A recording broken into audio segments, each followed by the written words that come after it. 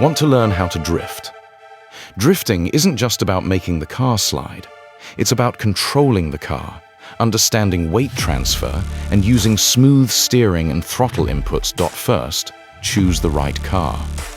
A rear-wheel drive car is ideal for learning the basics.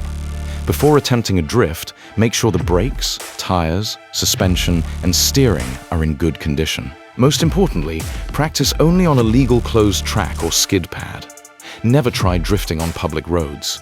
Start by learning basic car control, including smooth acceleration, braking, steering, and understanding how the car reacts to your inputs. Next comes weight transfer. When you brake, weight moves toward the front of the car. When you accelerate, weight shifts toward the rear. Understanding this movement helps you predict how the car will behave when it starts to lose traction. Throttle control is another major part of drifting. Avoid sudden inputs. Learn to be smooth and make small corrections. The goal is to keep the car balanced rather than simply producing maximum tire smoke.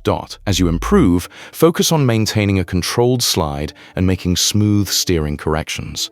An experienced instructor can help you understand the car and correct mistakes safely. Remember, drifting takes practice, patience, and control. Don't chase speed or huge angles. Master the basics first, stay on a proper track, and build your skills step by step. That's